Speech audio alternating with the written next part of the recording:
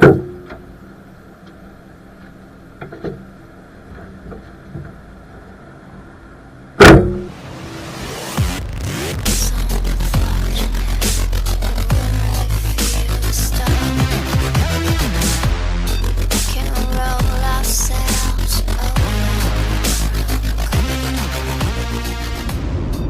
guys, welcome back. Today I'm coming to you from the beautiful island of Maui, Hawaii.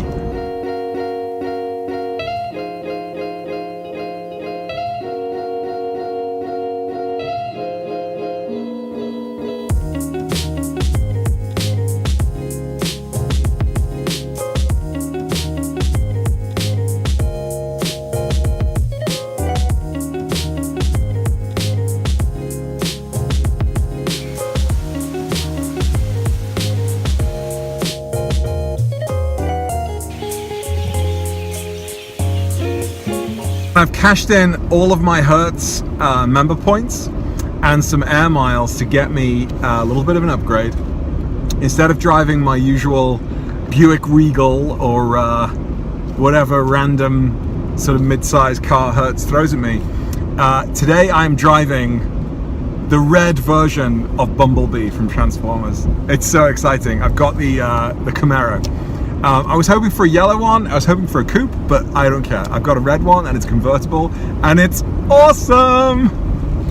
For the first time in ages, I'm driving an American muscle car, and I'm doing it here in Maui, and of course, you know, all the views are just breathtaking. I love it here. I've been fortunate enough to come here several times now, as well as to Oahu. It's just great. So it's quite a difference than driving my my 911. And I've got to say, I didn't think I would find a car less practical than the 911, but I found it here with the Camaro. The trunk, and it probably because it's a convertible, the trunk is barely big enough to fit my mini rollerboard that I bring with me. And I'm known for packing light when I travel for business. But like, this is just a joke. I mean, I can barely get this tiny suitcase in the back. Otherwise, we'd have to sit in the back seats. And the back seats, probably comparable to the 911s. But there is a lot less headroom. I feel like I'm having to duck. Don't have to do this in my Porsche or the 997 or the 996. But it is a really, really comfortable car to sit in, apart from the lack of headroom. The other thing which is a bit bizarre, and I apologize for my video being at a slightly weird angle, is that the windshield is really small. Like, I feel like I'm looking out of the cockpit of a plane. It's not very tall. The pillars on the side are pretty wide. So yeah, it kind of feels like I'm like in a bunker in World War II, looking out of the little slit in the front of the enemy. Still though, such a nice car to drive.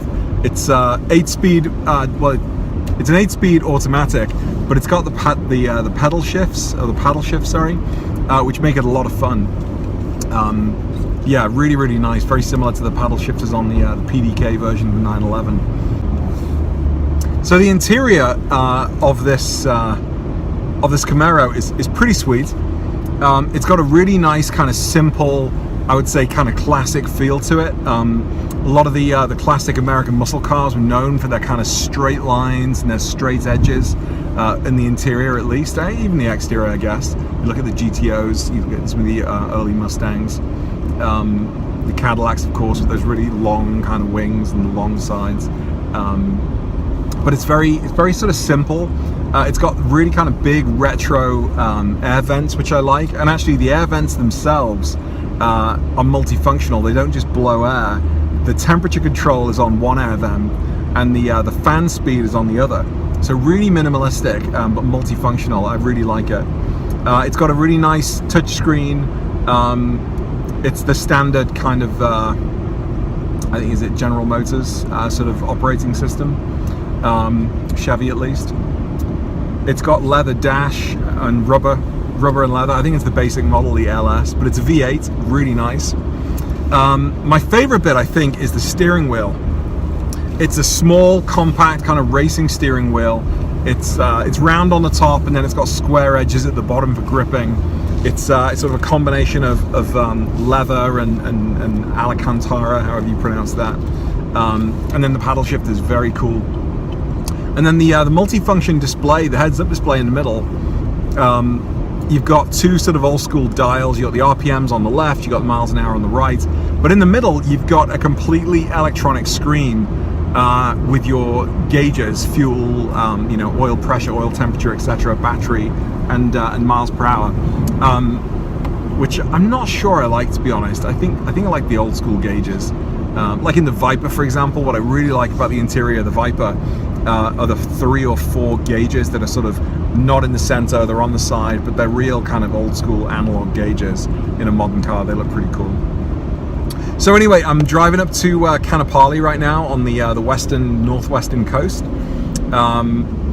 Really nice sort of twists and turns in the road, even though we're only going about 40 miles an hour. I'm going to go through Lahaina, then up to Kaanapali, jump into the hotel, chill for a little bit, and then come back out and do some driving around the sunset.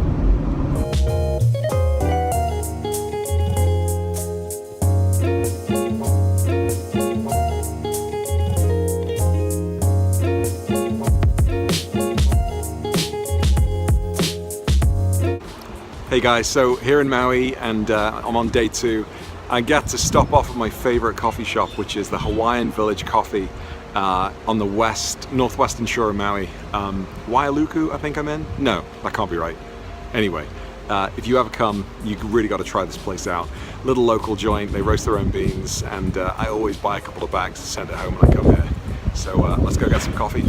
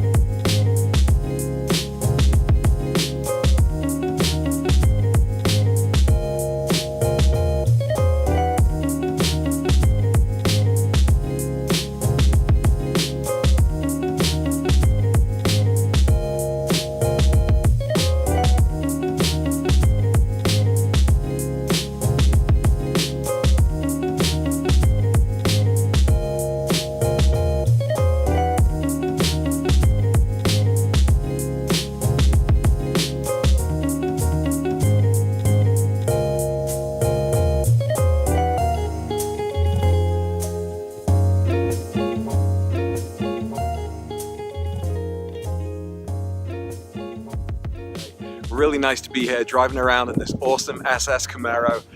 It's actually a better model than I thought it was. It's the SS, not the LS. It's got a V8, it's got an awesome amount of shovel.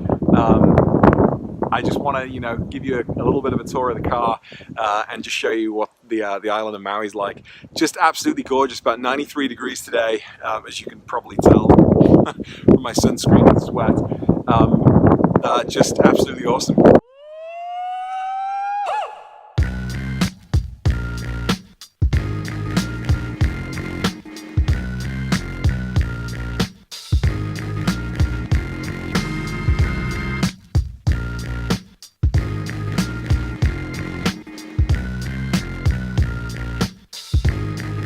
It out now.